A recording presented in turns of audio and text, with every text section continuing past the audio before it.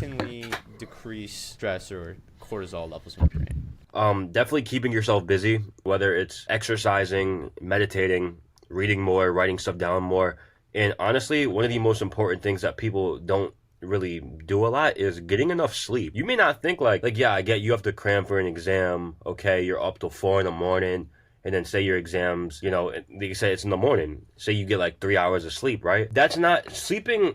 You can't sleep your stress off unless you get a good amount of hours of sleep. I mainly think keeping yourself busy, keeping yourself relaxed in any way, shape, or form. Do something that's fun. What's something that you enjoy doing that relaxes you? Probably the best advice I can give. Because at least you're having fun with it, and at least it's relaxing you. What do you think, Brett? So I had a ton of examples. Like you said, get the right amount of sleep. Like you said, is I think it's the best thing. And even if you get 3 hours of sleep, it's so bad for you. You're not thinking. You're just stressing constantly. Whether if you're studying for an exam and you have a ton of information, you're still going to be stressing over the fact, am I still going to do good even though I got like 3 hours of sleep? You're just going to stress over the fact that you did not get enough sleep. Another one I have is exercising too. I think is a big one, whether that's going on a run, swimming, whatever exercise that you may do, I think is very important. Recognizing stressful thinking, like we've said throughout the episode, organizing your thoughts, writing them down, and picking the ones that you want to highlight the most. And I think picking the positive ones is just the right way to go about it. You always want to have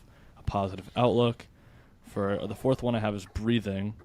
Controlled breathing really does help stimulate the nervous system and lower cortisol levels. And a huge one that I want to highlight is, having fun and laughs. Have a great time with your friends, family, yourself. I think having self-talk is very important. Having a one-on-one with yourself, whether that's at night, in the morning, on the way to work, whatever that is. Always talking to yourself, whatever the stressful situation may be, it's only temporary.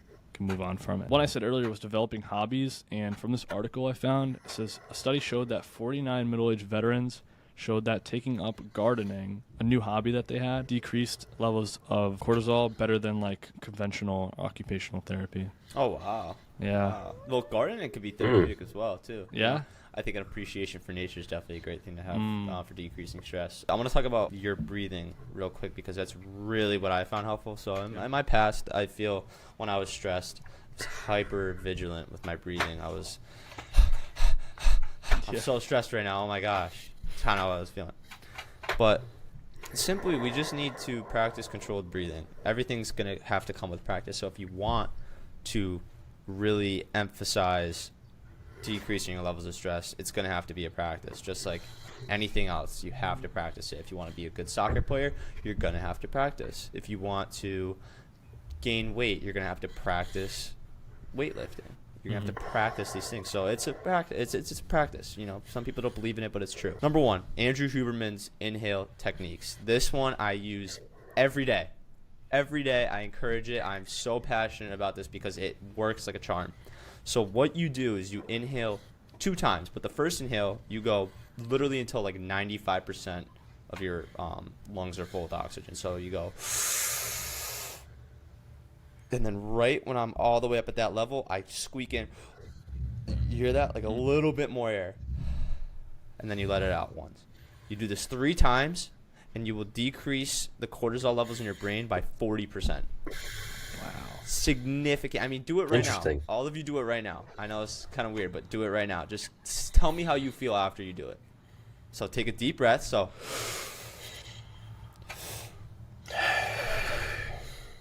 yo, what the hell? A little bit. Yeah, So what's happening right now? What's happening in our brains right now is carbon dioxide is being totally disregarded out of our brains. So don't do it too much because you're gonna get lightheaded. But feel a little bit more calm. Yeah, is what it's supposed to do. For me, I feel it significantly because I've been practicing it now for 2 weeks, I think. So for me, it works like a charm. Love it. Works for me. 10 out of 10. There's a second one though. Haven't really tried it as much. It's a boxed breathing technique. I don't know if you guys know what that is. No. So it's like I think I've heard of that.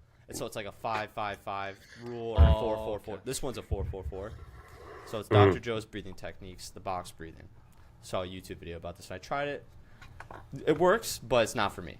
I would prefer Andrew Huberman's inhale techniques. So what you do is you inhale for 4 seconds. So inhale for 4 seconds. Hold for 4 seconds. exhale for 4 seconds, and then hold your breath for 4 seconds. And you're supposed to repeat that 4 times. It's a bit static and it's too strategic for me. It definitely can work. I feel like that one's a lot less intense compared to Andrew Huberman's for sure. Obviously, if you don't have healthy lungs, don't do that one yet. But those are 2 breathing techniques that are proven to decrease cortisol levels in your brain. Lastly, though, this is not a breathing technique that you do, but it's more of a mind thing. So if people out there who are into meditation, journaling, any form of mindfulness, I encourage you to break it down, your stress. Break it down and remind yourself that you have just gone through your entire life feeling similar feelings before. Just remind yourself that your survival rate between then and now is 100%. You have gone through every single shit show, every single time you felt really stressed and wanted to hang it up and quit. You still persisted through it and you got through it. I feel like that you highlight the chip on your shoulder. You look and say, oh, that chip's there for a reason. I can get through this. Positive reinforcement and positive words of affirmation. I recently just started picking up, it's like my daily mind medicine is what I kind of like to think of it as. So I wake up.